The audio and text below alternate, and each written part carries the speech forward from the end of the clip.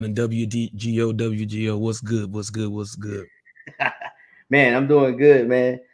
It was a rough Sunday and a Monday for me, and then it finished it on Thursday. But I am Feel you. doing good today, I feel ready to get my picks and do better you. than I did last week. Hmm. I know you tried to throw. I know you tried to throw some jabs at me talking about my picks. I don't think anybody picks did that well last week. To be honest with you, You're right, but guess what? They were better than yours, sir. They were better than yours. I took some chances last week. I can't lie. I took some Oh, okay. chances. Yeah, I mean that's hey.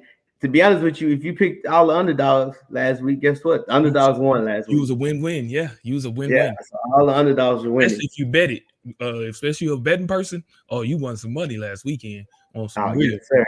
Yes, sir.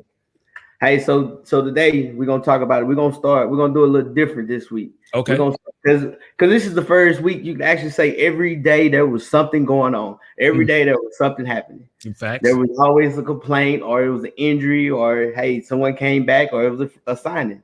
Right. So we're gonna start this Monday. We're gonna start with the Monday night football game. Okay. Chicago Bears and the Pittsburgh Steelers.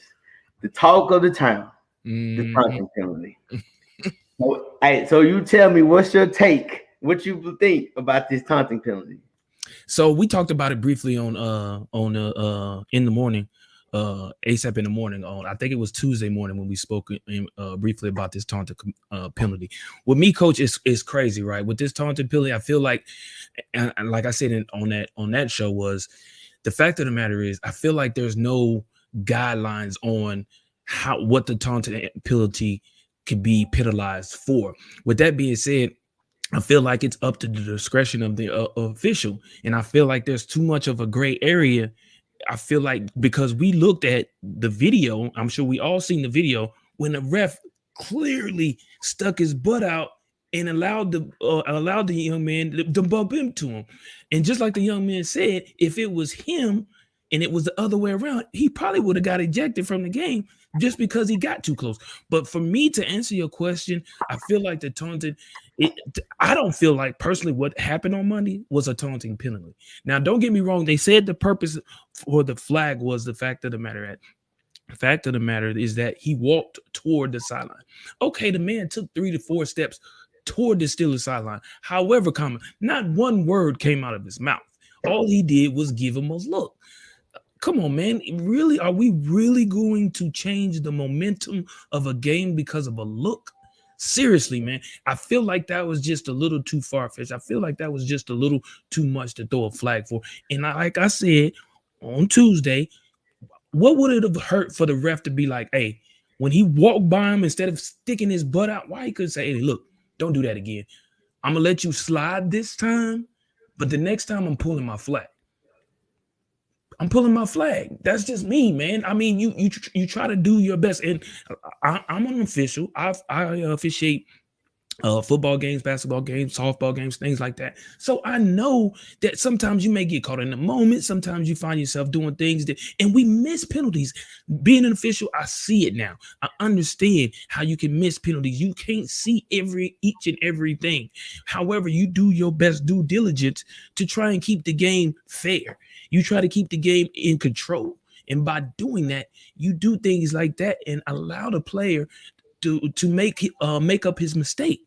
And by doing that, you talk to him. You let him know, hey, don't do that again, man. Next time I'm gonna penalize you. You do it again after that. And another thing I said, you can allow these players in the beginning game. That's the whole purpose. I don't know if you officiate, coach, but I'm sure you're a coach, so you know how it is. At the beginning of the game, don't you have a coin toss, especially for football? You Yes, have sir.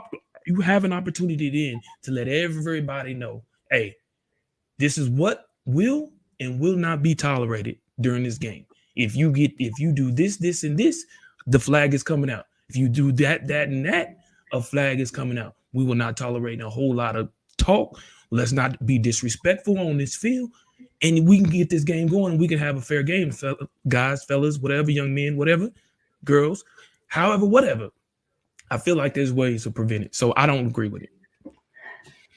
All right, Bishop. I'm an old school guy. Okay. I'm gonna tell you like my old head football coach. when I was in high school, Bill Harper. Mm-hmm. He said there's 3 things you can't control when playing a sport. Okay. At one, because it's football, you can't control the temperature. Facts. Which is the weather. Facts. You can't control the fans. Facts. And you can't control the refs. Facts. So by saying that, TJ Watts got 3 sacks. He didn't get a taunting penalty. True. Because one thing about it is the rule states you can't look at the other team. You can look at the fans, you can talk to the fans, you can do all these things, but you can't look at the other team. When you notice when guys get sacks, they run behind the quarterback and they're facing the end zone and they do their little dance and they stare there. It's not a penalty. It's when he did his little roundhouse kick and looked straight ahead. You know what would happen? Nothing. He did his roundhouse kick. He turned around. He walked and he stared at the team like, yeah, I just did that. Now get off the field. You can say what you want. You can say he looked. That wasn't a look.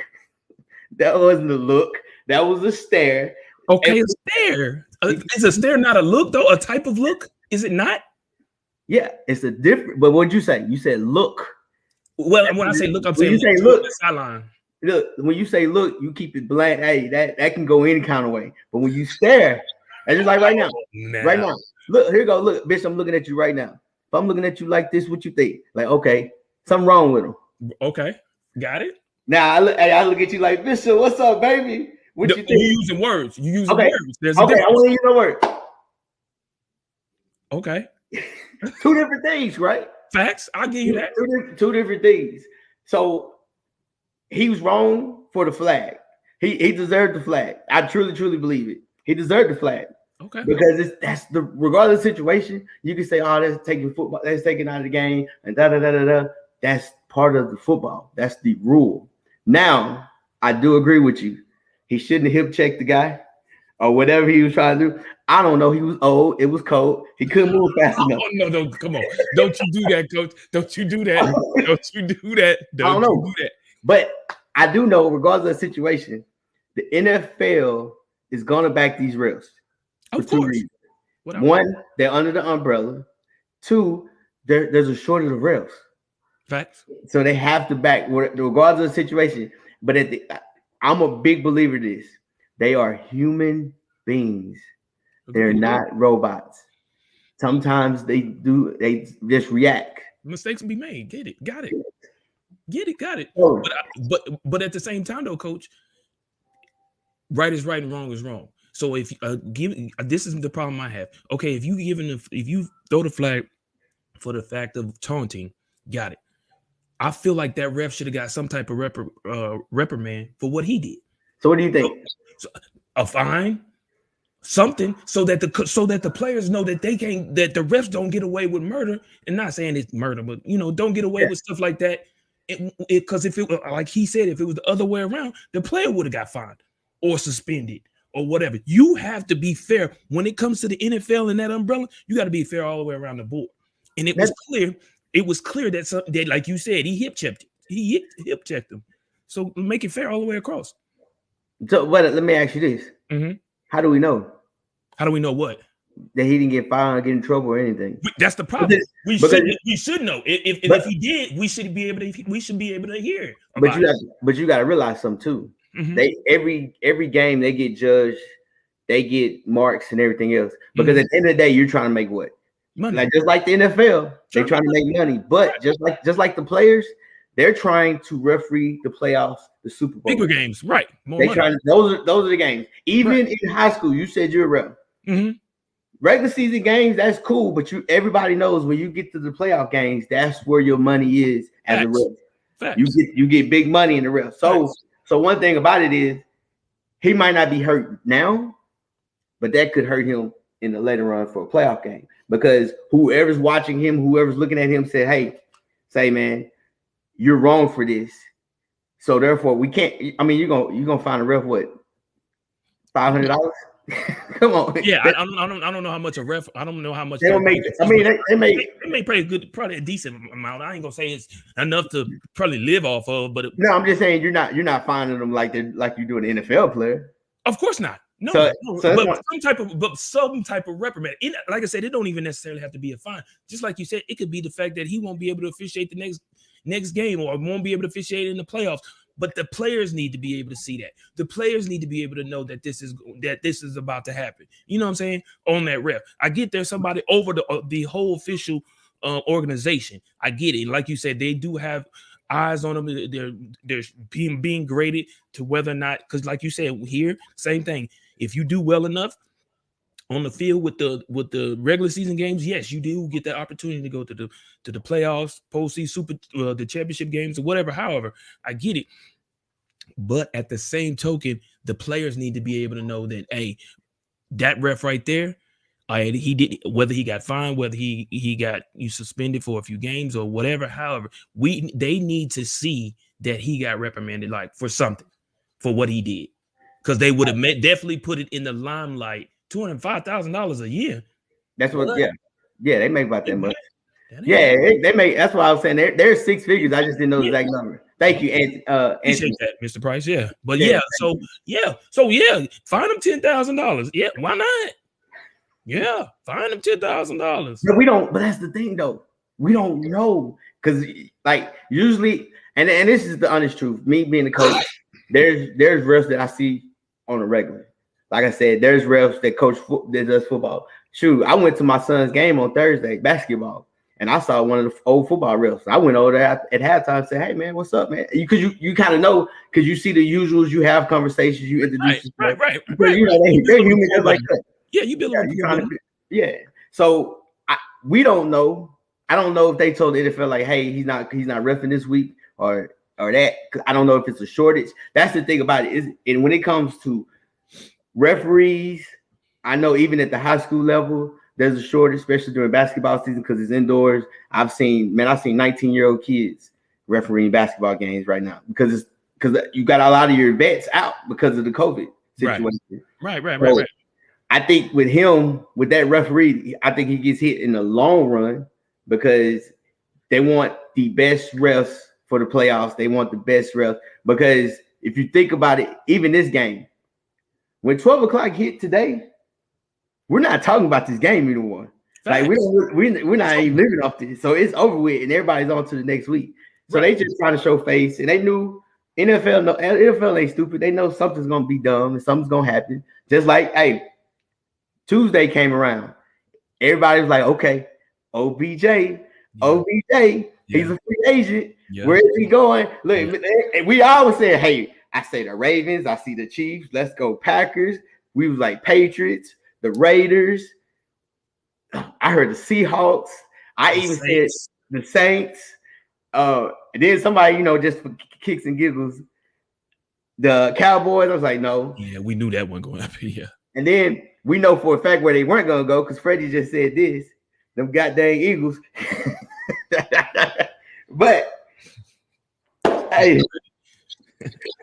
But the thing about it is, he went to the team where everybody goes to. They out here playing Madden. Yeah. Hey, they an all-star team right now. I mean, but this is the thing, right? Because it's funny you say that because I watched something last night, Coach, in regards to another person that got signed this week, which was Cam Newton. Yes, sir. And three of the things, I know we're gonna talk about it, but three of the things in which he was on his list that he asked for when they asked him, "What are you looking for when it comes to a team signing you?" Before he got signed, of course, back with Carolina, he said, "I'm looking for contention, a team that can contend."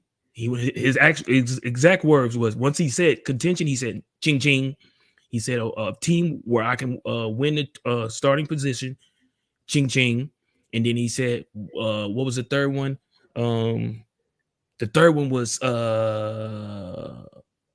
forget. It was another one, and he was like ching ching ching ching ching ching ching ching ching ching ching. So we all knew. I would say we all, for the majority of us, knew that OBJ was going to go to a team that was going to be in contention. That he wasn't going to go to no slouch team. I'm sure he felt like he's been in the league long enough to not go to a team who didn't have a opportunity to make it in the postseason. Now, him going to the Rams, like I said, now they are an all-star team for real. Like the odds of them have drastically went up for them to make it to the Super Bowl. Now that they've got weapons full circle, defensively, offensively, a quarterback in Matthew Stafford who's playing lights out. And I'm kind of I'm happy for him. You know what I'm saying? I'm happy for him. Now, my thing is, or my question to you, Coach, is he going to carry whatever he had in Cleveland over to the Rams and be a cancer like a lot of people say? I'm not saying he is, but a lot of people feel like OBJ is a drama queen and a cancer to an organization. Do you feel like he's going to take that over to LA? Hold it one real quick. Let me bring Trey in. What's up, Trey? What up, Trey? Y'all better say something about his stuff too, man. Y'all better say something about that nonsense he got on his head. Hey, we're talking about Freddie. I better see something down there at the bottom, Freddie. I better see something about that 49ers junk he got on his head. Hey, so Bishop, to answer your question, he doesn't have a choice but to do right. Here's why. Okay. Because he's on a 1-year deal. Right. What he's trying to do is he's trying to build his brand back up. He went to the Rams because he knows, for one, going to the Rams, he knows he's gonna make the playoffs. Because they got to win maybe 4 or 5 more games in their end for sure. But just now it's all about seeding. So he knows they're gonna make the playoffs. 2, he knows he has a good offensive-minded coach that can help him. That's going to give him the ball any means necessary. If that means a jet sweep, that means a screen, that means a vertical, because he's not the number 1 threat. He's the number 2. Right. Because you got Cooper Kupp over there just running great routes. But on top of all of that, he's trying to get his next check. Were you trying to, and I'm not talking about your big check, because he's still 28, so he still got 5 more years. He can still find a 4 to 5 year contract and make at least $8 or $9 million. Easy. If he messed this up with McVay, now you're talking about $2 to 3, 4, $5 million. Kind of like how AB start how AB last year, small check. This year, $5 million. Now it's going to get to the point where his money's about to start going back up a little bit, because he's like, everybody's like, oh, he's good, he's respectful, he's this and he's that. So I think AB is going to be in the best behavior. And they're winning. Man, winning solves everything. When the Browns was winning, you didn't hear nothing from AB not getting the ball. It's when you lose 3 or 4 games in a row and you're not touching the ball. I see you thinking. I agree. I totally agree with that. I feel like this is a make or break contract for OBJ. With these last few games in which they got to play, it's going to determine whether or not, he stays in LA or LA releases him, or another team picks him up. I feel like he does like you, Coach. I feel like he got a lot left in the tank, as long as he can stay healthy and away from injuries. I think that's going to be the key fact. We know the Rams had just got rid of Deshaun Jackson like the week prior. So bringing in OBJ kind of, was a flip-flop. They got rid of Deshaun and then went right behind and got OBJ, which is, of course, is an upgrade, because we know LaShawn Jackson is on the decline.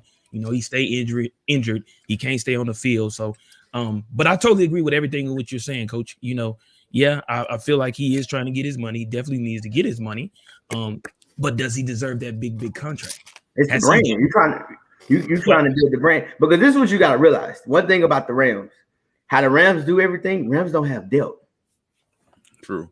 They don't have depth. That's just like, if any of their key players get out, it's not a second string on a normal team behind them. You're talking about a 3rd or 4th guy on normal teams, because they spend all their money on these big name players to make plays. They don't have the depth. So when what's the name got hurt, they're still back to 2 receivers. They got 2 receivers, 1 tight end, and they have a running back offensively. Like that 3rd guy, he's a rookie, 6 round, 7 round draft pick. Like, you don't have the depth. And even if you look last year when Aaron Donald got hurt, there was no pass rush last year in the playoffs against the Packers, because he is the guy. And that's the thing where people got to realize they have no choice but to try to get him to come, because they need. I mean, if anybody goes down, in that receiver core, man, you're in trouble because that changes the whole scheme of how they play defense and how they play offense also. Yeah, the whole dynamics. Yeah. So one of the things which I look at was like coach had of course y'all both have very good points, but so answer me this, right? So let's take like you just said, the depth. They have a receiving core. We know it's prevalent that they have more than 3 or 4 receivers that's in their receiver room. So just like other teams, those people are built from getting the reps and making a name for themselves. So are we saying that the Rams don't have that in their the receiver room currently? When I look at the Rams, this is how it works. What's his name that got hurt? He towards ACL. Robert Woods. Robert Woods was that jet sweep guy. That was I'm gonna block this linebacker. I'm gonna crack on this end. You're gonna check down with me. Cooper Kupp is the double move. He runs double move routes. Like they all fit for what McVay wanted them to run. And now even having OBJ, if Robert Woods was there, all OBJ was going to be was another Deshaun. He's going to be that drag across the middle. He's going to control the middle of the field when that tight end clears him out. Yeah. So but here's the thing. Once you take Cooper Kupp out, there's no more double moves. So now you got a guy that doesn't run the double move as good. Now OBJ got to beat the defense with the route tree. Yes, and then now that other guy, that's that third or fourth guy. Listen, they're in the NFL. Don't get me wrong, they're good. They're good guys. They're good. When they was in college, they were good. That's why they're there. But they can't run the double move. They can't do the things that Cooper Kupp can. So therefore, you can change your defense. Like you have to have a safety over the top with Cooper Kupp because that corner has to play underneath everything. If he runs just a regular slant, that's the thing that makes it different. That's the thing. Like even if you go, and I'm going to another team, you take the Chiefs. They have vertical threats, but they don't have a guy that controls the middle of the field like they did last year. Agreed. Like you got to have a balance of all, and I don't think the Rams have a balance. Even if you look at Tampa Bay, they have a balance. You got a deep threat with Evans. You got AB when he's healthy, he runs the routes. He runs routes. You got Gronk going across the middle, and you got Godwin dragging across. So it's a balance of what you got, how are you trying to attack the team? Agree. I totally agree with that. Yeah, that makes sense. And I feel like I said, with the Rams adding OBJ, man, they just made this team that much more of a threat, man. And I feel like it's a good pickup for the Rams. Of course, I think it's a good team. I think McVay is going to definitely use OBJ in the right way outside of what the Cleveland Browns did. I feel like he's going to create some plays that's going to get the ball in OBJ's hand to make this team even way more powerful on the offensive side of the ball compared to even, not saying they weren't prior to, but now it's like, ooh, they on a whole new level. If it's still the OBJ of old, that's the thing. We have yet to see if that's still the OBJ of New York. I think it's a problem for him. I think now with the loss of Robert Woods, it reduces them back to what they were, or just based off what you were just saying. Now you have let's not get it twisted. OBJ is a immense talent, but now you have somebody that's coming in that doesn't know your playbook, and now you're going to have certain things. Robert Woods and Cooper Kupp and Van Jefferson provide them with a couple of things. So adding OBJ was supposed to put them over the top. Now without Robert Woods, and now you have Van Jefferson's probably going to have to move into a role in which he's going to be a lot relied on more. And then now you have an OBJ that's coming in that's basically just running, probably little small routes, or like Coach was just saying, get them over the top, take the top off the defense, move the safety, so that way you put them in position for the underneath. I think now the Rams, as opposed to what we were always looking at, I think now they're going to be reduced. Now, let's not say a reduction. Now it's going to be a situation to where they're just the Rams again, as opposed to being that greatest show on turf 2021. Now it's like, okay, well, we still got the Rams we got 4 in a possible now. We thought we had that Boston. We thought we had 10. Come to find out, nah, we good. You're gonna be able to, we'll get this 8 and keep it pushing.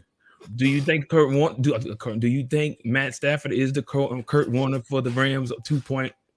Nah, man. Man, I think so. You got that cannon. That's not what Kirk had.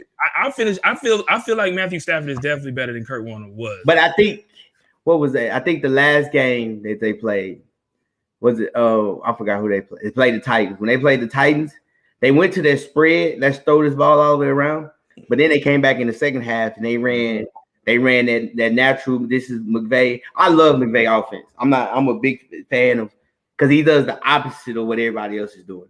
So he went back to that play action draft, and I think that's what they're gonna do. They're gonna simplify. They're gonna say, hey, OBJ, hey, look, we're gonna run these play actions. So you're gonna drag across the middle. If the safety stays high, flatten it. Safety comes down, hey, you deepen it, and we're just gonna go off of that. I mean, I think it's gonna be a simple, easy offense, but it's gonna be more towards the run game. And it's gonna get complex as they go. And then as time goes, and that's another thing too. We don't really know what OBJ is. He healthy? His shoulder. That's what I'm saying. That's my point. We don't know if it's OBJ. And that's the crazy thing because we say that his shoulder, so then all of a sudden he come out there, he catches one hand, catches again, and making people miss. We was like, he was just because he was in Cleveland. But is he gonna play? Is he gonna play today? Is he even? No, he Monday. Yeah, he's gonna be there. Is he gonna play? He's supposed to play. Damn it. So here's my question: are you putting him as the number one contender in the NFC? Yes. Why? You almost. I don't see how you cannot. Don't get me wrong. The NFC is strong, but I don't see how you cannot. How can you not put them? Because I mean, we talk about the Cowboys, the Cardinals. The Cardinals, we don't even know if Kyler Murray is even playing today. He's a game time decision. Green Bay, we do know Aaron Rodgers is coming back today. They're one, but of course we got the GOAT and the Bucks. But I mean, when it's all said and done, come on, man, with that team, with that all-star team in which we talk about, Coach, I have to say, yeah. Trey, what you think? So we talked about the same thing on ASAP in the morning. And so I listened to all of them saying how they basically put the Rams above the Cardinals at this current point. And I was in agreement with them, but this morning I was taking a look at some things. And what came to me is, I mean, although it was against my 49ers and everyone doesn't think that was a game that was worth anything, what I take from that is the Cardinals are still one loss on their record, and they're still beating people. And so I don't know. Maybe it is Arizona. But the thing is, I feel where you're going with it. If they win today, they got my vote for it. If they are able to put out a win today, they got my vote for it. Who? The Cardinals? Arizona. Because I was on a Ram train too. I was like, okay, yeah. As much as it hurts me, yeah, it's LA, especially with this addition. But when I was looking at this morning, they're winning without ODBs and OBJs, and now, so I mean, without their top 5 players, like that takes a lot. So at this point, I'm thinking Arizona is the top team in the NFC. I mean, I'm not, and I can't argue that. I can't, but you know, it is. I mean, Arizona did beat the 49ers. That wasn't saying a whole. Come on, guy. Let's go. Next topic, Coach. Next topic. No, real quick. So I truly, I don't think the Rams is the number one team. And I say this, I really, and maybe you can say I'm a homer, but I have Tampa Bay. Only reason I have Tampa. One thing about Arizona, the knock on Arizona is staying healthy. Because usually about this time last year, this is where Kyler Murray was all banged up because he didn't finish the season. That's the only knock. With that offense that you run, you put Kyler Murray to take licks. And you can say what he's want. He's 5'8", 175 pounds soaking wet. It is what it is. Play a quarterback. So that's the biggest issue for Arizona. They're good. The offense is good. I love this explosive. Defense is going to do what they can. But I don't see them finishing. But they got to show me. Rams, one thing about the Rams, man, they're one injury away. We can sit here one injury away. That means Arizona That's what happened last year. Aaron Donald has to be healthy. Then when you flip it, you look at Tampa Bay. They're doing nothing but staying healthy.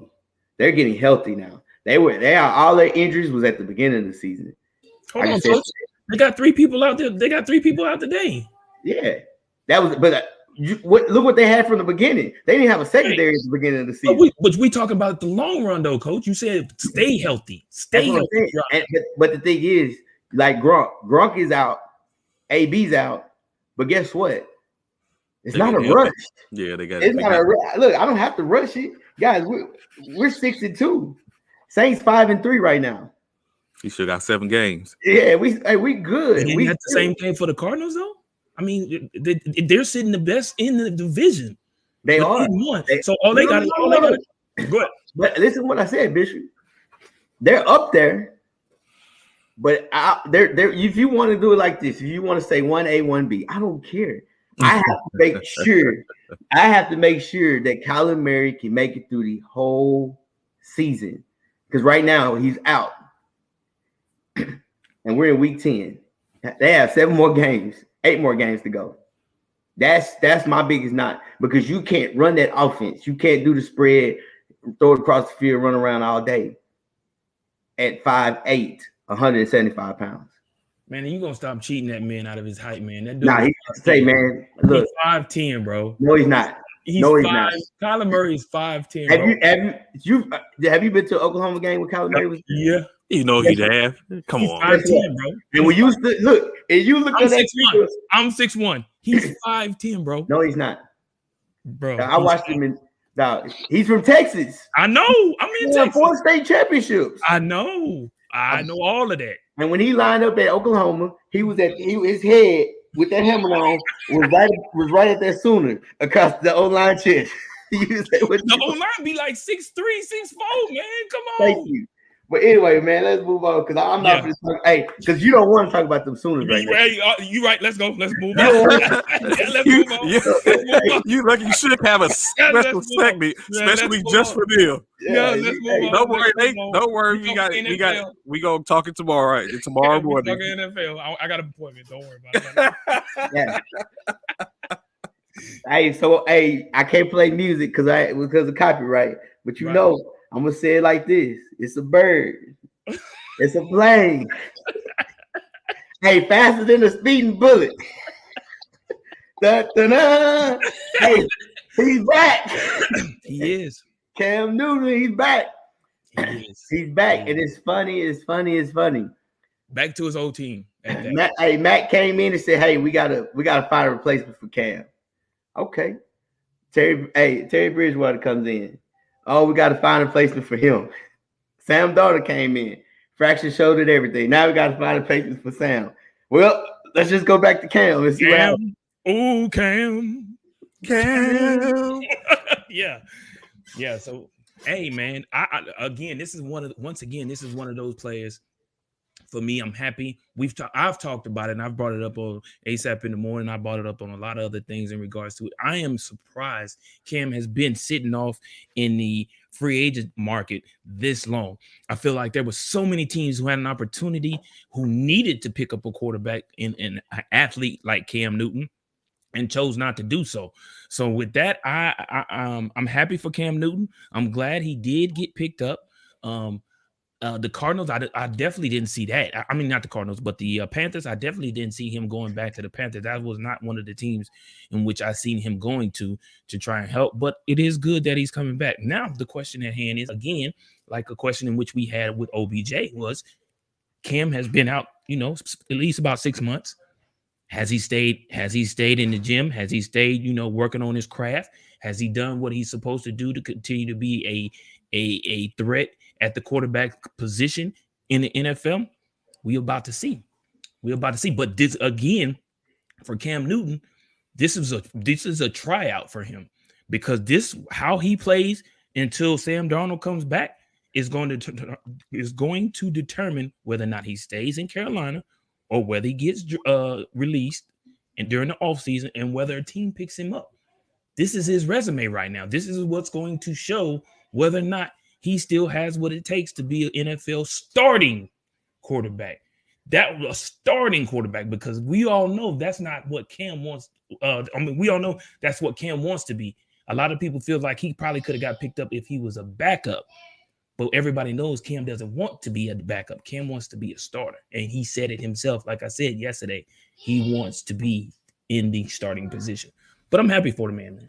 I think he's basically to answer the question if his body's ready. So just like you said, he wants Cam isn't too keen or too big on becoming a backup. I think what has happened is he waited around and he waited for his opportunity to where someone needed a starting quarterback, and now it's just so happened it's his old team that he's coming back to where it all began for him. So I think he's probably ready. In the conference, he said this isn't about marketing. It's not about selling tickets or anything like that. He's coming back to Carolina to win games. So if that's the mindset, like the old adage, you gotta, when a person tells you who they are, you gotta believe them. At this point, Cam is telling us that he's ready to go. He's a starting quarterback. He's trying to get the team to the playoffs, and that's what he came to do. So at this point, I'm open to believing him until further in the season where we see where the Carolina Panthers are at that point. Like Anthony said, I agree with him. I see him working out, but not throwing. He can't really throw as it is anyway. That's going to be the question is really truly going to be is him meshing with Brady, which is the OC. Because if you look, even if you go back to when Brady was with the Saints, Brady was with the LSU Tigers when they won the national championship, and now he's a vertical guy. He likes to throw. He likes to throw deep. He likes the 15, 20 yards. They got burners. That's why Terry Bridgewater. That's why he got out, because he's a check down guy. We all know that. So I'm very, very curious of how they're going to use him. And I think that's the one thing. Even Carolina has the matchup to where you don't know. You can't study it right now, because is he going to? Of course, he's going to run the ball because that's what he's great at. He's going to do his quarterback keeps. But is he able to throw the ball? And on top of that, is the receivers able to catch? Like I said before, I mean, Sam Darnold has his faults, but they can't catch the football. They lead the league in drops as a team. Facts. And that's why everybody was like, well, Christian's back, everything's better, because you can rely on him. Because you know when he's healthy, he's dependable. So, I mean, but that's still a great matchup. I mean, Christian McCaffrey and Cam, he can check it down to his running back. He can throw it to him. If you give him one read, Cam will be fine. He'll be good. I'm very, very curious how they're gonna mesh together, Cam and Brady, because that's what really matters about this team. And do you think? What is y'all take on the fact that they did go back to Cam? Like, they could have probably picked up any other quarterback or someone else. Why Cam? Who else would you have picked up? That's what I'm about to say. Yeah, we can't hear you. Look at it. You start talking. I got you. Hold on. Go ahead. Okay, go ahead. What you say now? The Bishop. Yeah, no, I was saying, yeah, I'm looking. I am looking. Oh, okay, yeah. Who's available. Yeah, so I don't think it was anyone else that would have been out there that would have made. I think so. When you look at it, it looks like what's going on. Like PJ Walker, of course, we didn't see him as the savior for them at this point that they was on their roster. So you take a look at what's out there. It wasn't. I guess I haven't looked at, but you're looking at it right now, Bishop. I'm assuming it was slim pickings. So I'm steady looking, but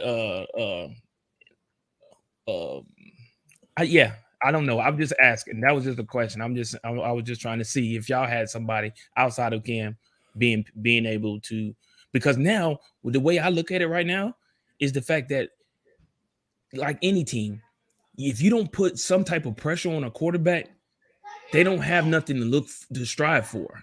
And when I say pressure, a backup, a quarterback, someone to push him and make him do well.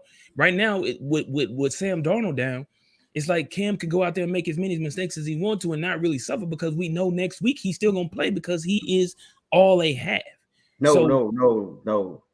I don't think so. Go ahead. I'm listening. Go ahead, coach. I think if he sucks, what do? You let him? You release him? Yeah, it depends on how bad he sucks. It's either if it's because of rust or not. I think Cam is in the same boat with OBJ. Like this is it. Because you think about it. Cam went to the Patriots. And everybody's saying the Patriots is, hey, when it comes to coaching, the best coaches and put you in the best game plan. He got cut. Mm-hmm. And he pretty much 10 weeks. He can say, well, he was looking for the right team and blah, blah, blah, blah, blah. If that was the case, you would have tried to went to the Saints. You would have came out. But instead, Carolina's the only team that said, hey, let's go. Mm-hmm. So I truly, truly believe if he goes out there 3 weeks and he stinks it up. You think he's gone? I think it's done. He'll become one of those people that they go grab off. In my opinion, he becomes what's his name? I just had his name slip my mind.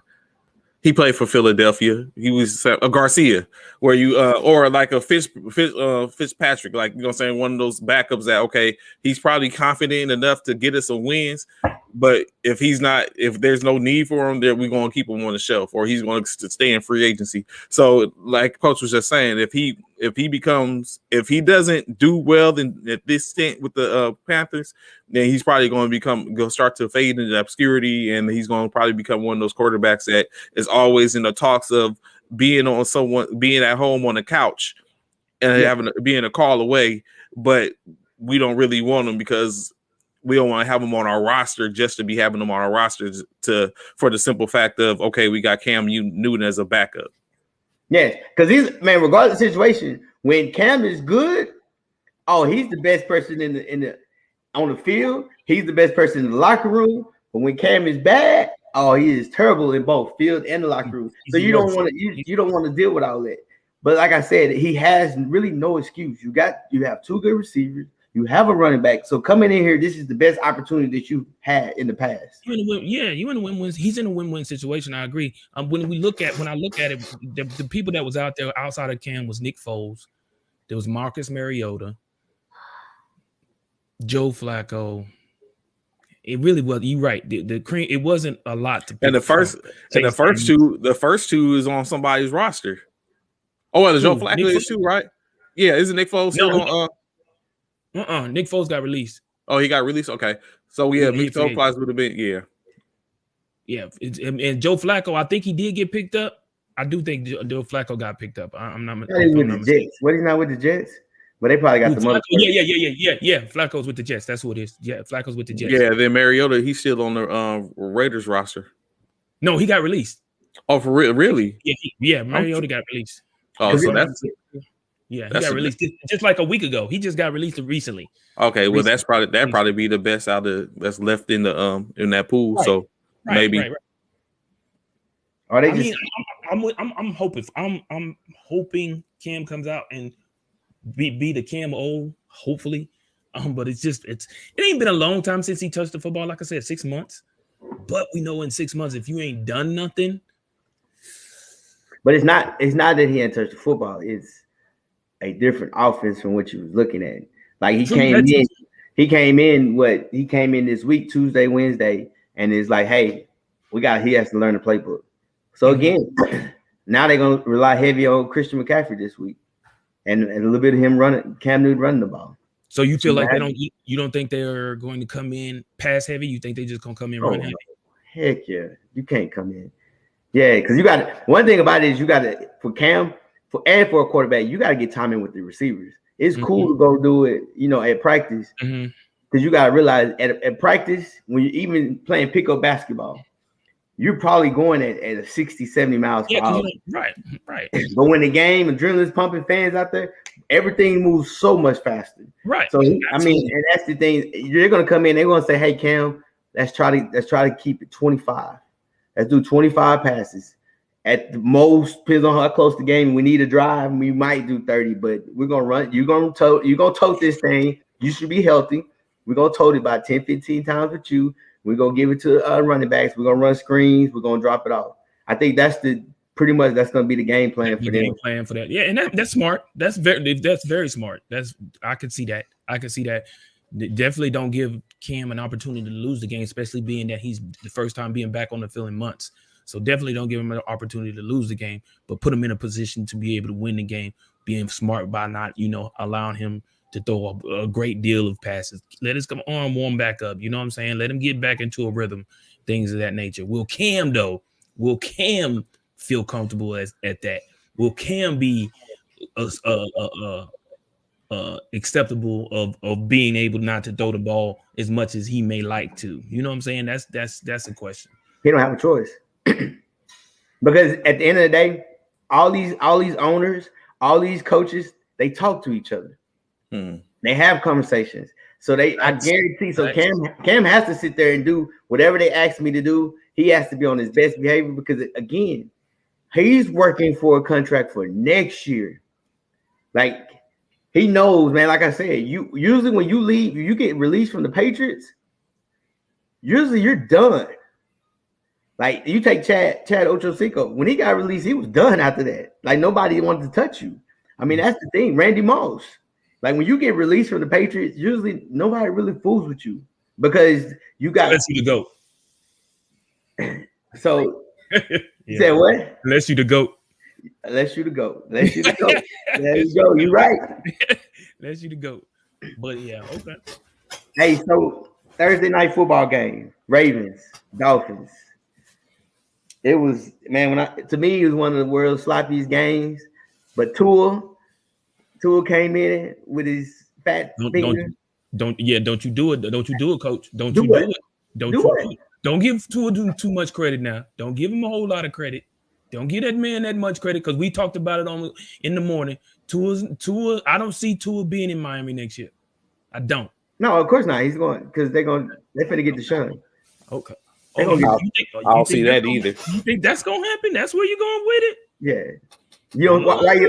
We not even gonna talk about Deshaun, but yeah. Hey, look, I'm gonna say this, man. If Houston does it what they're supposed to do, they're doing it the right way. Look, they dangled Deshaun.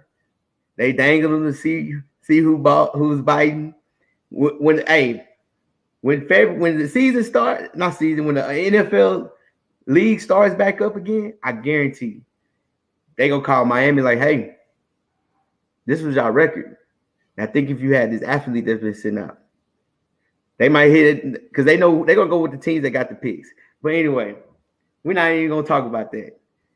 Yeah, Deshaun, we don't know Deshaun's fate yet. So let's we know the fate. You feel like you know the fate for Deshaun? We know the fate for Deshaun. I mean, but that game between the Ravens, man, no one. I mean, like you said, if you picked the underdog all last week, all the way up until Thursday's game or whatever, even though this starts week 10, Thursday's game started week 10. Come on, nobody seen the Ravens losing to the Dolphins. Nobody saw that. But the Dolphins defense looked so good, man. When I say they got after Lamar, bruh, Lamar was on his toes all game. And that defense looked good. They did what they had to do to come in and rattle Lamar. They sent different blitz packages at Lamar throughout the entire game, and they just kept coming at him. And then when you blitzing Lamar from the left, the right, the middle, it's hard. It's hard for him to be able to do what he's good at doing, and that's getting out of the pocket and being able to create plays down the field. Extend plays, and Miami didn't allow that to happen. They did not allow that to happen. And you know, it was some crucial turnovers. You know what I'm saying? Brown turned the ball over. Watkins turned the ball over. So it's some crucial turnovers, and we all know whoever wins the turnover game is going to win the game for the most part. But that game was 3-6 in the third quarter. Come on, I mean, it was what it was. Baltimore came into Miami and got punched in the mouth. It is what it is.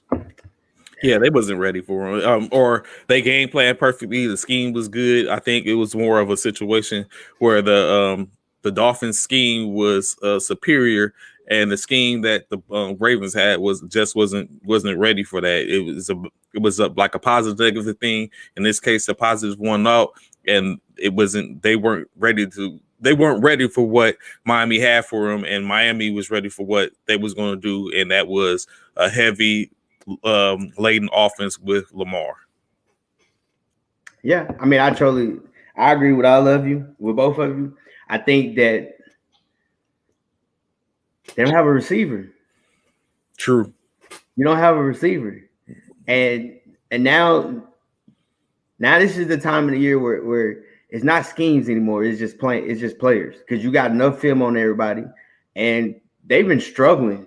Like the Ravens, hey, they've been in some dog fights since the beginning of the season, actually. Yeah, because even if you take those calls, yeah, they have. Because they went Colts, Ravens, they won in overtime. They blew out the Chargers because the Chargers is weak. Then they get smashed against the Bengals. Then it was 31-34 against the Vikings. And then, like I said, they were the touchdown away. But Tua came through, and he made some stuff happen. I'm just messing with Bishop because he don't like Tua. Don't say that. I know why you don't like. It ain't like that. I don't like him. Hey, I know why you don't like Tua. Why? You know, good man. You know what he did to y'all. I knew what he did to y'all. I knew where he was going with that. And I'm gonna say this. I'm gonna say this. Ravens, I don't know what it is. What's up with their secondary? They can't make tackles. They can't cover either. Because everybody, either when they catch the ball, it's one man missing, they're gone. Like even Dolphins, everybody was wide open. It looked like Waddle looked like he was back in at Alabama again. They was like, God, was balling out. But again, one thing, the biggest knock for the Ravens, and it's always have been, they can run the ball, but they can't make plays in the pass. You don't have a receiver that can make a play. Fumbles, drops. It's always something that's messing everything up. They need a premium receiver. Now Lamar has to hold it. He's not that type of guy. Got a bunch of twos. Yeah, got a bunch of twos and threes. They don't have a one. They need a true solidified one. They don't have a one. They have a two. But even with twos and even with some twos, you can be effective. I just think that their receiving core is average, not even above average. The receiving core is just average, and they're starting to feel the blunt force trauma from that because they don't have they got a running back by committee of a bunch of I ain't gonna say washed up or former good players at running back with Bell and Freeman that they have, but they have average receivers, and that's not gonna get it. Facts. I totally agree with that. I totally agree with that. Yeah. 100%. Nah, I agree. I mean, I agree with you. But but the thing is, just catch the ball. That's it. No fumble. Like those are the things. Like that's it. If you catch the ball, it plays more. It helps the quarterback so much. Yeah, it helps the quarterback so much. Everything up. Helps so much more. But here we go. All right. Gruden suing the NFL. I heard that. I had missed that. I didn't like. Ugh. He said he was forced to save face. He said he was forced to resign. I can believe that, but he's trying to save face. So being that he was forced to resign, he has to show, because we all know Gruden before he went back to coaching, he was one of the main faces on being an analyst for the NFL. We all know that. And so with that, he's trying to save face. He don't want people to see that he is a racist or a everything. Just say all the above things all the things he shouldn't be. You know what I'm saying? Because a lot of people didn't know that outside of only one person. Keyshawn Johnson knew that. He'd been saying it for years. He said he been knew, but outside of that, people don't. I think he's trying to save face. That's why he want to sue, because he defamation of character. He feels like he wants to save face, and because I'm sure he probably wants to be back, at least if he can't coach, he wants to be back on the screen as an analyst. And he knows that no one is going to come within 100 feet of him with that on his resume.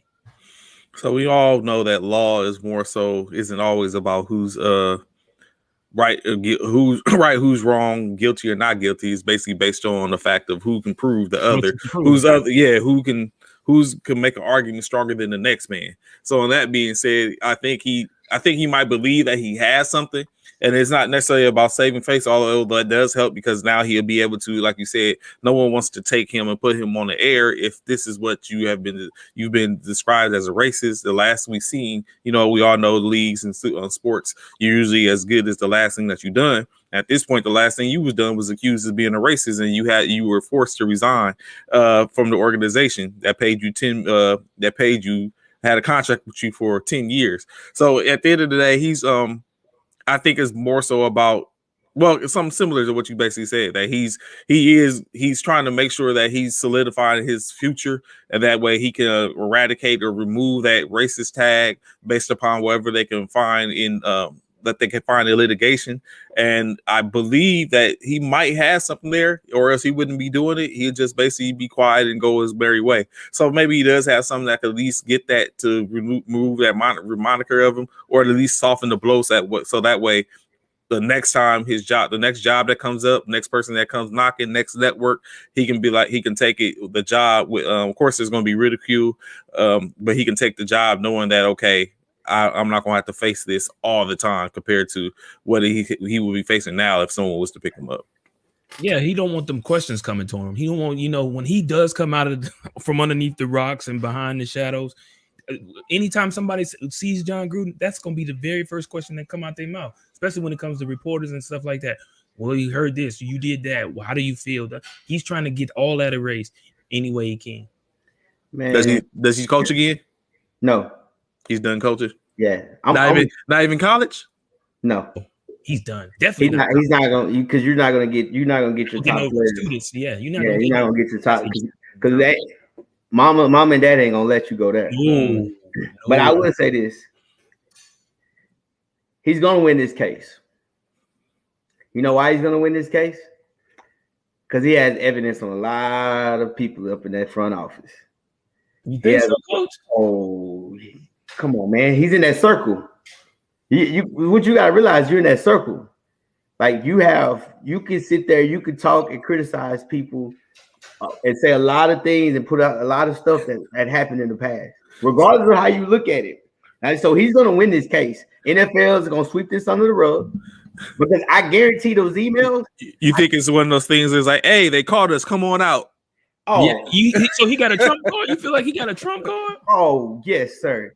Like, look, he did it smart, because this was the plan. And I guarantee the Raiders owner, because that's his boy, they went and talked, and he said, hey, just step down, boom, boom, boom, boom, you get your money back. This is how you get your money back. We can't, because we don't know. We know some of the stuff that you know. We don't know all the stuff that you know, because you got to realize all this started happening with the GM with the Redskins. I mean, Washington. Yeah.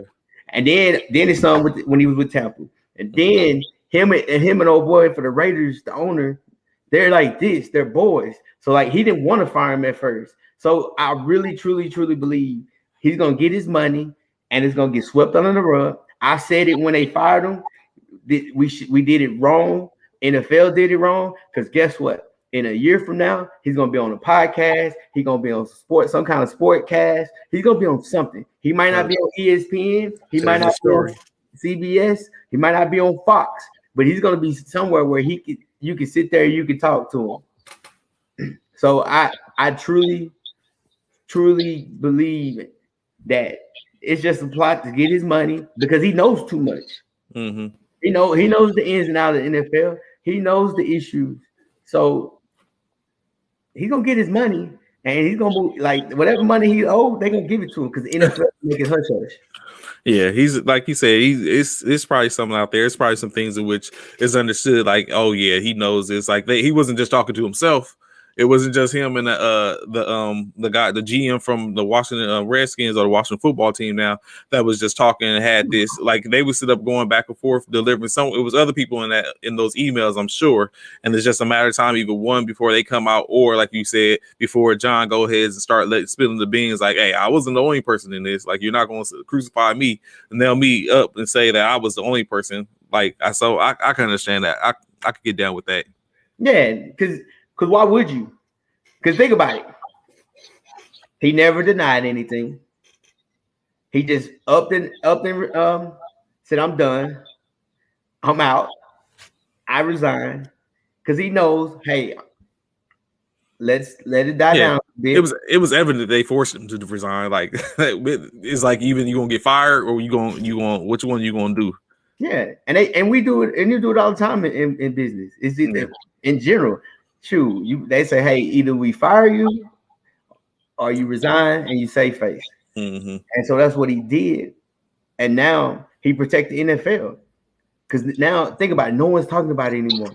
No one's talking about the emails. No one's asking those questions anymore. Because the one person name that was in it, that was close to it, he left. Mm-hmm. He went back in his own little world. So by doing that, guess what? They're gonna slide him his check, and he's gonna be fine.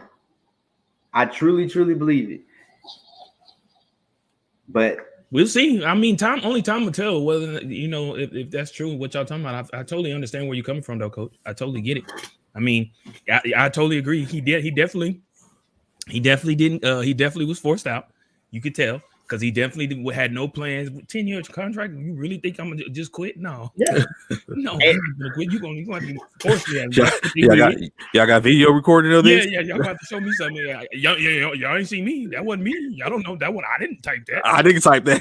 Yeah, I didn't type that. But I'm just saying. Yeah. I'm telling you, all 32 owners. Come be in there with Goodall. Hey, they might be on StreamYard or Zoom. Hey, guys, what we doing? Raiders owner gonna say, hey man, he's been in the league and been around us for like 20 plus years, so he know a lot of stuff.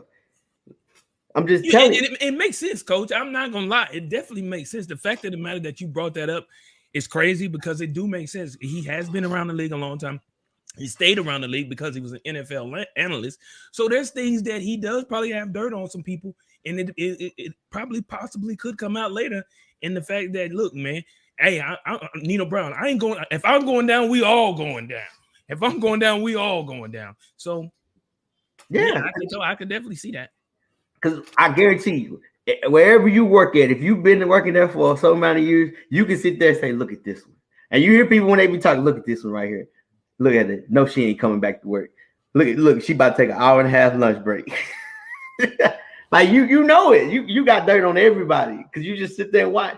No, they have dirt on them, and I truly believe. Oh yeah, because you're right. We do. We said anywhere we've worked where it was a group of people where we worked around a whole bunch of constituents, and we look at this.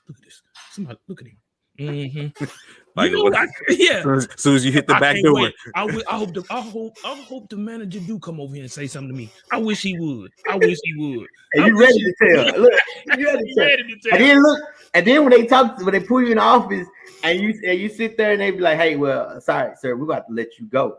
If you're gonna let me go for this, you need to let such go for what he did. What's his name back there stealing? Start spilling the beans. You start telling on everybody. Like, oh yeah, boy. But that's the thing. You got people like that, and so that's what happens. I think they're gonna slide him a check, man. It's gonna be hush hush money, and they're not gonna tell you. And it was so crazy. They're gonna sign a letter that no one can tell you how much the money is, and he's gonna be fine. Undisclosed amount. Yep. Undisclosed amount. Yep. I agree, but and the thing about it is, it's gonna have to be enough. Excuse me, to take care of him for life because he still won't be able to get back on any networks or do anything else. Oh, yeah, he will. Yeah, he will. No, you can't come back on the network after that, bro. But come on, Coach. No. But that's the thing. There's plenty of people that's done it. I can't even think of his name. Trump gave him an award. Not Bill Lambert. I have to look it up. But anyway. He won't be back on ABC. He don't have to see. Thing about it is, like podcasts and like what we're doing, it's so big now. It is. You don't have to go. You don't have to go on ABC. You don't have to be on NBC. You don't have to be on CBS. Like you can. Somebody's gonna pay him $2 or $3 million to talk football, and sit there and be just on the radio or like you say, it's XM radio. Yeah, you're right. Fact. Yeah, XM radio. That's what I'm saying. That's what, because you gotta realize there's still at least 5 to 10 million people still don't care about all the other crap.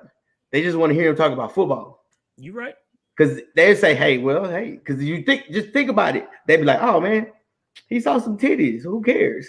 Oh, he talked about this. He talked about this. Who cares? Like there's people that say that. I mean, you can take even here's a perfect example. Some people still listen to R. Kelly, regardless of how it is. Like that's how it is. Like you like I don't care what he did in this what he did outside of what he made this music.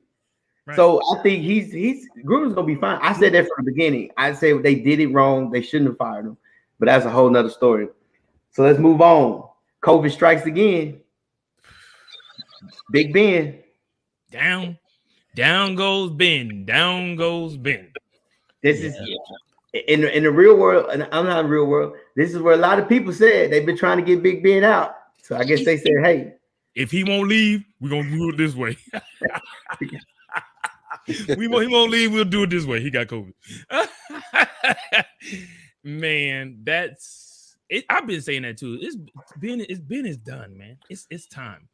It's time. Ben, hang the cleats up. You're not the GOAT. You're not Tom Brady. You don't have the protection like Tom.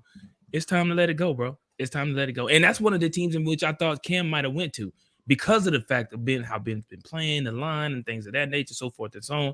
I felt like the Steelers would be a team in which Cam would go to. But with that man, Ben, I don't know, man. It's Ben should go. Tomlin, I'm sure, is almost kind of sort of about to hit the hot seat. You know, this is his first season where he's almost on a losing record. You know what I'm saying? So I don't know. You think Tommy's on the hot seat? On the verge of getting on the hot seat. And the reason why I say that, and this is why I say that, Coach. For one, and I know a lot of people ain't gonna want to hear this, but I'm gonna keep it 100 with y'all. He's black. So anytime a black coach has a possibility of looking bad, he's automatically on the hot seat. He's automatically going to be on the hot seat because he's been in Pittsburgh for so long and has such a successful season or had such success with being the coach for the Steelers. The one opportunity he has to have a losing season, they're going to ridicule him. Like they always say, everybody sees fault for the one bad thing you've done, but they ignore all the good things you've done. And this is the time when they're going to look at it and be like, it's time. And I feel like he's headed toward the hot seat. If they don't finish above 500, I really feel like they're going to put him on the hot seat. I think he's built too much equity for that.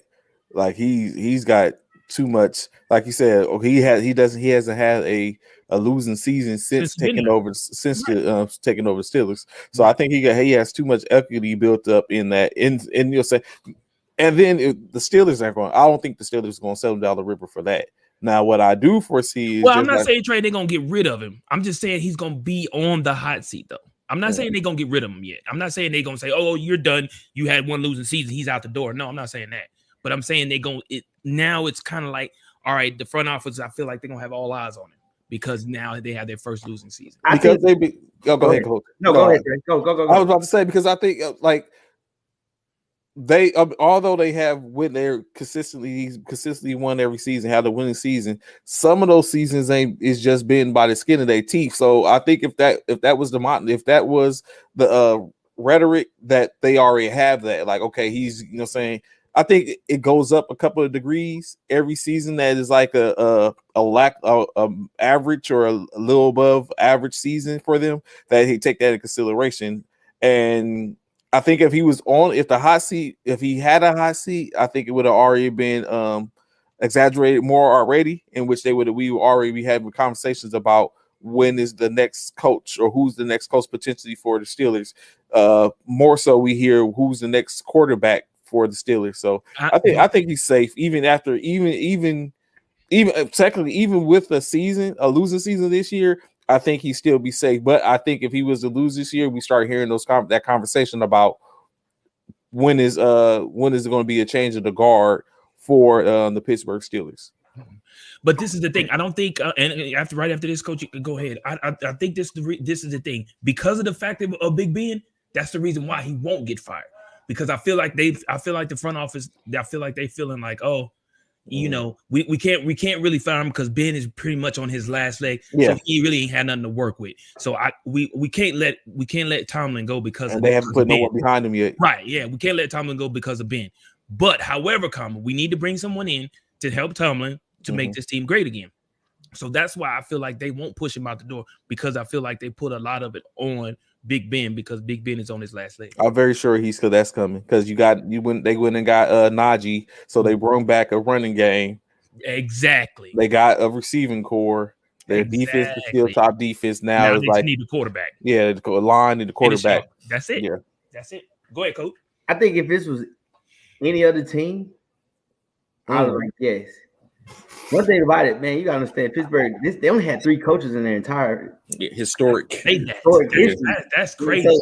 So they don't worry about what people say in the news. Yeah, they run their organization, how they run their organization. This is what we're gonna do. We're gonna do that. And I think, and then on top of that, you look at who they're gonna get. Like, you fire Tomlin today, Green Bay's gonna fire their coach. Jaguars gonna fire theirs.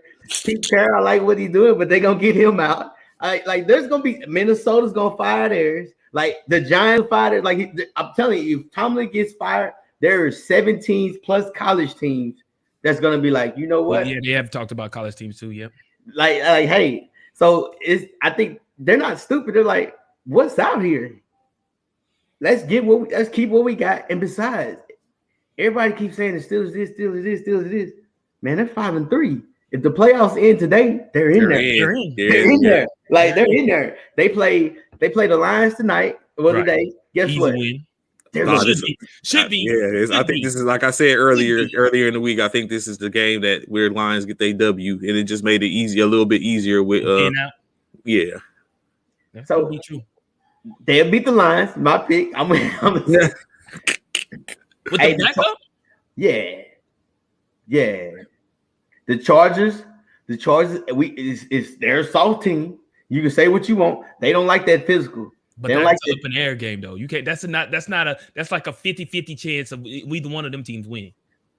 That's a 50-50 chance. And I take my chances. I'm gonna still ride with Mike, man. That's the thing about it. I just truly believe, and I picked Pittsburgh Steelers because everybody's like, well, we can't win with Ben. We can't win with this. You don't need Ben to win the game. You manage the game. Yep, that's not lose it. Yep. That's the thing about it is you say, Ben, hey, Ben, don't throw stupid stuff. Take the sack. Matter of fact, don't even take the sack. Just fall. Throw the ball. Yeah, just fall. Just fall down. It's gonna be a long fall for you because you're old, like Frankenstein out there, but just fall. Yeah. So I think that's and then we're gonna run the ball and we're gonna see if we can get the one-on-ones. That Najee carry. Yeah. We're gonna try to outcoach you. And that's the thing about it. We're gonna try to outcoach you on the offensive side. Defense, release them. Go get them. Go sit. Hey, that's all. Look, go TJ. And that's all they gonna do. I think and they're gonna try to get advantage on special teams. They're just gonna play playoff football with an average, below average quarterback. You're not asking for much. You're just asking for, hey, just do that's enough. Just like I think Randolph is starting today. Guess what, Randolph? Mason. Yeah. I'm not asking for much. Take your time. Just do a little bit. Just enough to get the win, not to lose it. Yeah, basically get enough to get us to win, not to lose it. And the good thing about it is the difference between last week with the Packers, Aaron Rodgers found out Friday, so they didn't get no reps. They were already getting reps because Ben didn't practice this week, so he took less reps this week anyway. Yeah, right. So they kind of already had it set, not just set thinking he was gonna get COVID, but they was just. I mean, he's an older guy, so he don't need all that reps. He knows the game, so they should be fine. So I think they got a whole week of knowing what they got and their plan. I think they'll be good. Speaking of COVID, AA runs back. Speaking of Packers, and they got a good game because Aaron's back and Russell's back. Russ is back. That's gonna be a good game. It is. We're gonna see. A good game. That's gonna we is gonna see. That's gonna be. Hey, so what we gonna do? We're gonna pick our games this week. We only got like 15 more minutes left in the show. So we're gonna pick our games. Here's what each game, whoever you pick, I want to look at him. I don't know why you shaking rubbing your hands like you gonna do so because you was terrible. Hey, Everybody was terrible last week, Coach. Don't do that. No, okay, you're right. You're right. So let me say this. I was terrible, but Mr. Bishop, sir, use what we call in Texas. I don't know if they call it over in Oklahoma. We call you dumpster juice. Hey, you that juice, you that juice at the bottom of the trash can. But if it gets on you, you feel like it's acid. Because your people is dumpster juice. Watch this bounce back, Trey. I hear this chitter chatter. So what we gonna do? I want you to pick your team. I want you to pick why. So don't just pick it. You explain why, and we'll go with that. Here we go. 12 o'clock game. Buccaneers, Washington. Who you want me to go first? I'll go first. Trey, go first. Go Trey, because Bishop long-winded. Of course, the Buccaneers, they coming back off of bye, I think, last week. Washington is still trying to get it together, so I foresee this as, for all the reasons we discussed earlier, this is just going to be an easy win. Buccaneers. Go Bishop. Hey, too easy, man. We talking about the GOAT. Come on, it's enough said. There's nothing else to say about that. The Bucs, GOAT himself, it is what it is. Hey, you already know what I'm rolling with. TB12. TB12. He's sitting up there saying, oh, y'all talking about the Cardinals? Okay. Y'all talking about the Rams? Oh, you put the Cowboys ahead of me? Because he probably looking at ESPN. He's probably on YouTube right now. Look at these fools. Everybody don't want to talk about it. That's okay. Hey, he's sitting there like this. Hey, that's all he's just sitting there doing this. That's okay. Y'all must have forgot. You'll be right there. Because everybody picks. Everybody say, well, I got Tampa Bay like 4. I got Tampa Bay field. Okay. So I got Tampa Bay. Washington defense is trash. They not what they used to be. It is what it is. They finna throw this thing all across the field on them. So, here we go. Falcons, Cowboys. Last time they played, it was a good game. I got the Cowboys. I don't think what happened to Cowboys last week was more so of a fluke. We had Dak just coming back. They wasn't ready. I don't foresee them. The Falcons don't have enough. They're put together. They have enough to be average or above average, maybe possibly even make the playoffs, be in contention. But I don't think they have enough to beat the Cowboys this weekend. I gotta go with the Cowboys, even though how much it hurts my heart to say that because I can't stand them Cowboys. But it is what it is. The Cowboys did get exploited last week. They showed you who they truly were last week, I feel like. But Matty Ice just doesn't have it enough to beat the Cowboys. We all know they play each other real well, but they're playing in Jerry's world, and it's hard to beat the Cowboys in Jerry's world. I'm taking the Cowboys. I think this is a must-win for the Cowboys. This is a must-win because if you lose, you finna hear nothing but hate on supposedly America's team. So I truly believe. Supposedly, I don't think it was America's team, but that's the word on the street. But I know for a fact how you got beat, how you got embarrassed against the Broncos. Woo. I truly believe that this is a must win. So I'm gonna ride with the Cowboys because y'all got to win. I need you. Here we go. We got Saints, Titans. Keep in mind, I don't know if you know that Saints everybody's hurt. Running backs hurt, receivers hurt. Yeah, Camaro's out. Yeah. The D is out. I'm going with the Titans in this one. If the Titans are who they say they are last week with their defense, then they're going to smother Simeon and a Kamara-less offense for New Orleans Saints. And it's basically, I'm a huge believer in defense wins ball games, and the Titans got a defense. So I have the Titans winning this one. I got to go with Trey, man. I'm going to take the Titans, even though the Titans don't have who I consider to be the MVP and one of the top end for the MVP race, and Derrick Henry, who's out as well. But the Titans look good. Titans beat a team who, of course, didn't have OBJ last week, but they still beat them. And even without OBJ, we know the Rams were good. The Saints with all them injuries, especially without Kamara, I just can't see them going into Tennessee, the Batcave, and winning this game. So I'm taking the Titans. Yeah, I have the Titans also. I mean, they rolling right now. You can say what you want. You can say, I know people still say the Bills and all these other teams. Titans is the team to beat right now because they hot and they making things happen, man. So I'm also picking the Titans. Here we go. We got Jags and Colts. Toilet bowl. The toilet bowl. That's what I call it. As much as I want to go with the Jags because I think might have enough to beat the Colts, I'm going with the Colts, man. John Taylor and that rushing attack is potent, and he's showing that. Hey, Derek, he's not here right now. I'm here right now. So I foresee, even with Wentz has enough to get for checkdowns and get the ball, make bonehead plays sometimes. I think John Taylor and Nyheim Hines is going to be enough with that rushing attack, and they're going to be able to hold on. So Colts. Who you got, Bishop? Oh, yeah. Even though the Jaguars beat the Bills last week, which was another of them fluke games, I gotta go with Indianapolis Colts, and it hurts me to say that because of Carson Wentz bum behind. I do not like that dude, but I feel like he's gonna be able to do enough against this Jaguars defense to pull out a win in Indianapolis. So I'm gonna take the Colts.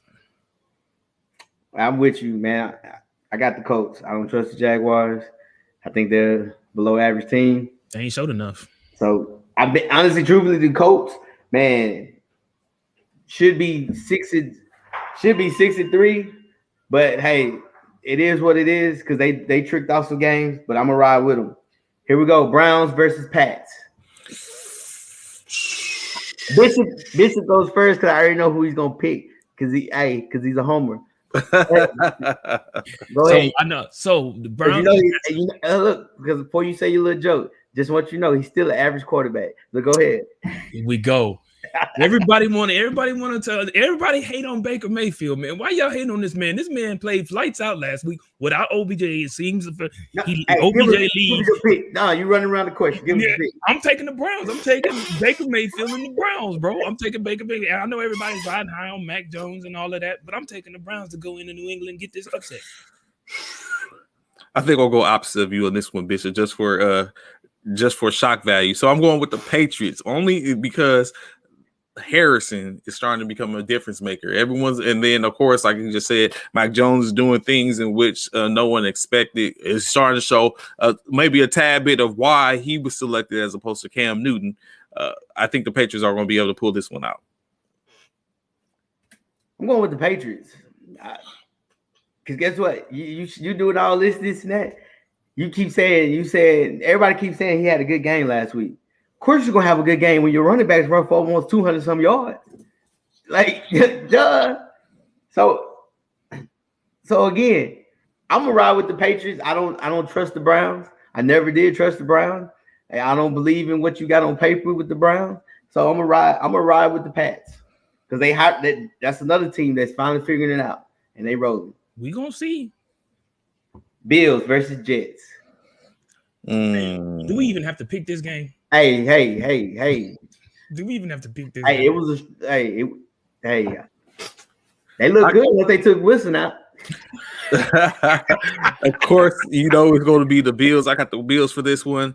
They're going to bounce back from last week. They was thoroughly, I'm very sure, embarrassed by taking a loss to the Jaguars, being a springboard for now the Jaguars to be talked about getting another win, stringing together some wins. But I don't think I think the Cinderella story ends for the underdog with the Bills, and the Bills walk away with this one. Man, there's nothing even to talk about, man. It really isn't. The Bills took a loss last week. They definitely going to bounce back this week against the Jets. The Jets, they not finna take 2 losses to 2 bad teams in the NFL. That's not going to happen. I got to go with the Bills. Well, I'm picking the Bills, but I don't trust the Bills. So everybody's been high on the Bills. Everybody's been high on Josh Allen. I say it like this: when Josh Allen has to throw the ball for 40 plus times, they lose. When that running game doesn't rush for 100 yards, they lose. he has to show me something. Well, that sounds like a Jets pick to me, Coach. That's what it sounds like. It sounds like a Jets pick to me. Hey, but you know what? Honestly, truthfully, if I really knew, like that quarterback that I can't even think his name, if I knew he was healthy, then I would have rolled with the Jets. I'm not gonna lie to you. I would have rolled with the Jets. He got one win under his belt. No, and he was good. He was balling. He was winning. He was doing his thing. He was scoring until he hurt his arm. So I don't know how bad of an issue that was. Like I said, I'm not a Jets fan. I didn't look into it like that. So I'm gonna do the safe bet. I'm gonna go Bills. Here we go. Lions versus Steelers. I'll go first. I'm gonna go Steelers. Yeah, you know what? I want to hear this. Because everybody want to sit there and say Mike Tomlin is on the hot seat. Man, Mike Tomlin don't care about that. Oh boy, I can't think of their name. They came in. The owner of the Steelers said, "Hey man, don't listen to this crap. Keep doing what you're doing. We 5-3. We on the verge of making the playoffs. We Paul being so we good. We got Uncle Ben back there.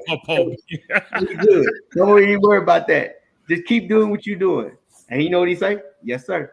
And that's it. So I'm gonna go with the Steelers. Lions, you're gonna lose another one because I don't trust you.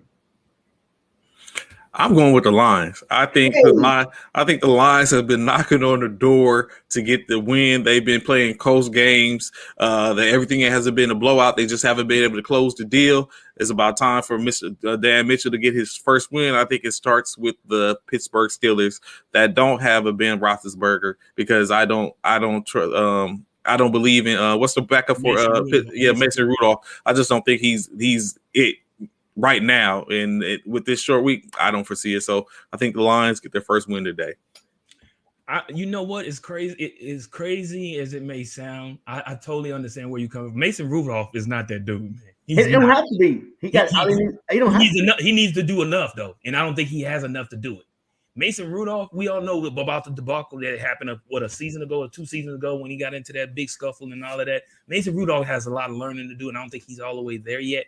However, I'm still pick the Steelers because I feel like I'm going with Coach. I feel like Mike Tomlin is going to game plan enough to get Mason Rudolph to not lose the game for them. That's what I think. So I'm going with the Steelers. Say, Trey, you see Bishop is trying to follow. He's trying to pick the same picks as me. No, I'm not. He got the same place. Hey, I can't let Coach call me dumpster juice. No, I'm not. Wait, I know some picks coming right here. Talk about me like that. No, it's some picks coming right here. Watch this. Man, I'm from Oklahoma. I can't let him talk about me like this. Let's go. Hey, here we go. Panthers, Cardinals. Very, very good game. I'm gonna ride with the Cardinals. I think D-Hop is supposed to be playing today. I don't know what Cam can do. So I'm gonna take the safe bet again. I think that, like I said, they're gonna try to run ball 20-25 times. If they pound it in, I think that's one of the biggest weaknesses for the Cardinals. They can't really stop the run. But there's nobody on the outside where you're really afraid of, plus Cam throwing, so you can kind of load the box. So I'm gonna ride out with the Cardinals. I'm gonna go with the Cardinals too, man. Real quick, we don't know if Kyler Murray is gonna play. It's a game time decision, but D-Hop is supposed to be back, and I feel like with D-Hop, that's still a great chance of you winning. They won last week without Kyler Murray or D-Hop. Like you said, Cam is coming back, so we don't know what to expect from Cam, stuff like that. So I gotta roll with Arizona right now. I feel like, and they playing at home, so I'm taking the Cardinals. Oh, I guess it's a clean sweep. I'm going with the Cardinals too as well, only because I know that Cam isn't going to be playing. They're going to start with PJ Walker, so it's going to be a little bit different. I think PJ Walker is probably going to be pressured a lot by that Arizona Cardinals defense, and then I think McCoy has enough to get it done with a D-Hop that's on the other side of the field, or that's on the other player as the number one, coming back as the number one. So yeah, Cardinals. Vikings versus Chargers. I'm gonna go with the Chargers. I'm still ride with them. I think the Vikings is a soft team, just like the Chargers. So like you have to physically abuse the Chargers. They're real weak on the defense. They're very, very soft team. But I don't think the Vikings have enough. Like I said, they got their issues on and off the field. So I'm gonna ride with the Chargers. Yeah, I agree with you on the Chargers. Although I think the Chargers have a pretty good offense. They got a big running back in Eckler. Haber's trying to show that he's a pretty good quarterback, putting up big numbers. But of course, I've always said that I believe that the Vikings has a pretty good running game and receiving core. It's just that Kirk Cousins is just inconsistent at times, and due to the off the field issues, as we see, that probably was some of the reason why the debacle was for the Raiders this past week. It's gonna rear its ugly head in Minnesota, and that's gonna give the Los Angeles Chargers the edge. So I got the Chargers. All right, Bishop, you keep muting yourself, man. My bad. Justin Herbert, he threw for almost 300 or 400 yards against the Eagles, and you know he already has 200 and almost 300 yards per game and 18 touchdowns and 6 interceptions. Herbert. So I'm gonna go with the Chargers, LA Chargers, man, in this game, because I just feel like that. Yeah, they just got enough. The Vikings, like you said, Trey, boy is just not. I don't think he got enough to get him over the Chargers, so I'm taking the Chargers. Yep, I'm like Zach said, man. The DB can't stop nothing. All right, here we go. Here we go. Eagles and Broncos. I will go first. Thank you very much. Go ahead. You know I'm taking them Eagles, baby. I know y'all all riding high on the Broncos because what they did to them Cowboys, but the Cowboys, who they say they were, the Cowboys were who we say they were. They hadn't played nobody, and it showed. The Broncos came out and punched them dead in the mouth, almost held them to a goose egg. But we, the Eagles, are gonna show you who the Broncos is this week. So I'm riding out on Jalen Hurts, and all of us we gonna come into the Broncos, Mile High Stadium, and do what we gotta do and get this dub. Let's go, fly Eagles, fly, fly Eagles, fly. Let's go. So what we're not going to do is change the narrative of saying that the Broncos was able to show who the Cowboys was, and then change it to fit the narrative of a OU bias and a Philly Eagle bias. What we're going to do is we're going to go ahead and say that the Broncos are going to walk away with this win. You have Gordon, who's been having a nice season, slowly but surely ascending and showing that he is still a person to be worried about in this organization. The Broncos got Sutton, and they got Judy back, so now they have a receiving core that can take the top off the field, take the top off the defense, and open up for intermediate passes. I just don't see it with the Eagles. They're running back by committee now, and that's not a pretty good committee. It's just not there for this game, so I'll go with the Broncos. I'm going with the Broncos. Teddy check down is gonna check it down, and we're gonna look. You're gonna see this first down. So I just heard. I don't think they're gonna load the box and just try to make sure Hurts beats them over the top, and I don't really see it. So I'm gonna go. I'm riding with the Broncos. I know you're a fan. Here we go. Seahawks. We run out of time. Seahawks, Packers. I go first. I'm gonna go with the Packers because look, man, y'all can say what you want. Russell Wilson he's been out for a month and a half. That defense is suspect, is vulnerable, and I think Aaron Rodgers, he really didn't miss anything. He took a week vacation, so he'll be fine. And the narrative is gonna change, and everybody on Monday is gonna sit there and say, "Hey, the Packers are back." You're gonna see Freddie. He's a bad man. So I'm gonna ride with the Packers. I gotta go with the Packers too, man. When that man, like Freddie said, that bad man comes back, it's hard to beat that man. And they playing in Green Bay. I just like Coach said, with Russell being out as long as he's been out, I think Russ gonna have to knock off some of the rust. So I'm going with the Pack. I agree with you, gentlemen. So it'll be another clean sleep. It's just one of those things in which I think the Packers has more of a run game than the Seattle Seahawks does.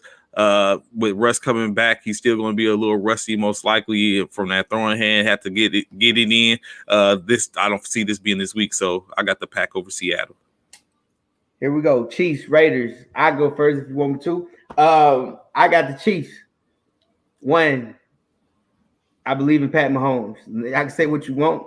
Hey, maybe it's a Texas bias, especially East Texas bias, because that's where we both from. Mm-hmm. I believe in that. I believe in Pat Mahomes. Next thing, Raiders, Raiders is in trouble. They got all kinds of issues. Injuries, coaches, players. So I truly believe now you see the Chiefs. If they get this win, that'll get them 64. Raiders will be 64. But the Raiders are always, even in the past, they always start out good and then they always end bad. So I'm riding with the Chiefs. I'm taking the Raiders.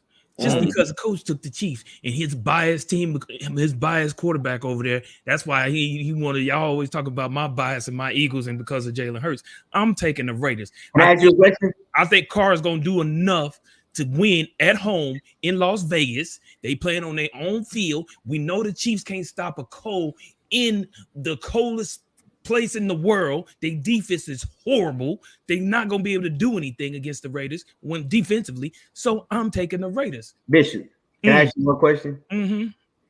If Pat Mahomes was a free agent, he said he wanted to come to the Eagles, would you sign him? Yeah. Okay, that's anybody. That's it. Trey, go. Anybody. Okay, I'm about to mute him. That's it. So I don't have a dog in a fight, so I don't have a bias in any way, form, or fashion. But I believe the Chiefs are going to be victorious in this one, which I'll be taking the Chiefs. It's just a matter of some of the same questions, or same issues in which we talk about off the field issues is still mounting. You got Deshaun Jackson is coming in to hopefully replace Ruggs, but he has to get to know the system, and I think it's a bit too early. So in this one, given it under other circumstances, I probably would have went with the Raiders, but for this week, I got the Chiefs. You're gonna take the lid off that joint. Watch what I tell you. Hey, it don't matter. Chiefs defense actually is getting better though. So here we go. Here we go. This is the game Monday night. Rams versus the 49ers. Let Trey go first. That's his squad. Let Trey go first. That's his squad. It is my squad. It is my squad. You know what I'm saying? Bang, bang, Niner gang to the end. But I'm a realist. And the 49ers just ain't clicking. That defense in which we have is being exposed. You only can do so much for the ends. Our core, it was just a little depleted. We started to have problems in the secondary. I just don't see it this week. So, especially after the thrashing that we took from last week from an Arizona team that was depleted just as we were, where I thought we would have been better, I got the Rams. So I'm gonna make it easy for you. So anytime a true fan bets against a team, it never works out for them. It never works out for them. So because of the fact that Trey went against his own team, that has me to believe that his team has a possibility of winning. So with that being said, I'm taking the Rams. Anyway, because I feel like Matthew Stafford is going to butcher them boys. And he's finna butcher the devil out. And that defense, the 49ers can't do nothing with that defense. It's not even possible, bro. It's not even possible. That's an easy pick. I got the Rams. Well, I got the Rams. I picked the 49ers last week since I thought they were going to beat the Cardinals. And then, you know what? I watched the game and I said, man, the 49ers is who we thought they were. Not a good team. Trey, I know that's your team, but they are who we thought they were. And I tried to give them home like, man, they win. Because look, I had it broke down. Man, they win this week. Boom. They get backdoored against the Rams. I'm thinking, okay, they're making a series, making a playoff race. Man, I saw that slaughterhouse. Not on duty. Colt McCoy. I was like, oh, wrap it up, D. Wrap it up. They just need to go ahead. And you want to sit there and talk about hot seats. Cal should be on the hot seat. Yeah. If you go put Tomlin on there, Cal should be on the hot seat. The reason Kyle can't be on the hot seat is because if Kyle's on the hot seat, that means that Lynch is on the hot seat too, because they came in at the same time and they asked for 6 years. And so if both of them are on, of course. If one of them's got to be on the other. So the only way that's going to happen is if the owner decides to fire them both, because I'm very sure Lynch ain't going to step down because he got to fire Kyle. So yeah. Last game, Thursday night game, Pats versus Falcons. I'm gonna ride. It's in Atlanta. Hey, I'm gonna go with the Pats. It's gonna be. That's who I'm gonna ride with. Sorry, I see you looking. You thinking, Trey? Not Trey. Bishop. That's a hard one. Golly, that's a hard one. I'm gonna go with the Pats though. I'm going to win, even though they played in Atlanta. That's a Thursday game. Trey, we're gonna be there. That's the game. We'll be there that day. Oh yeah, you correct. You are right. We'll be there. You're right. But I'm still gonna go with the Pats, man. Damn, I wish I would have knew that ahead of time. Me too. Yeah, Atlanta. Yeah. Well, you know what? Actually, I want to take a look at something. But I'm sorry. Go ahead. Yeah, I'm going with the Pats, man. Mac Jones, like I said, Matty Ice. I think Matty Ice is on his last leg, like Ben. I feel like them two right there on their way out the door. Matty Ice is just not the Matty Ice of old. So I got to go with Mac Jones and Bill Belichick and with the Patriots and win on the road. Yeah, I'm gonna go. I'll stay with the Patriots. I just don't think Falcons has got it. They're lacking. They're still number one receiver. Their number one receiver. Their best player is a converted receiver. Matty Ice, like you said, Matty Ice is starting to diminish and it's starting to show. He's about to be one of those quarterbacks like we see. He's talking like Cam, where he's gonna get the call when a team needs a quarterback is lacking. Yes, sir. Be a mentor. Yes, sir. I'm with you. Well, fellas, hey, this week in the books, man. Hey, it was great having you, Bishop and Trey. Hey, we should do this again. For sure. Everybody, I gotta come back so we can talk about this great picks I did. So I'm definitely coming back. Well, you come on back. You come on back. You already know it's Dumpster Juice. You come. Sunday. Hey, until then, everybody. Hey, thank you for watching. Hey, we out. Roll fight. All sports, all plays. All sports, all plays. All sports, all plays. 365, we making a place. You talking the game, get you to the days. We're high in the court, the dime in the lane. Variety topics living the same. All presentation, sports information. In the airways, taking the nation. All sport, all plays, like working your faces. Grace at the field, so tie the laces. All sports, all plays. Network. All sports, all plays. Network. We on top of our game. All sports, all plays. All sports, all plays.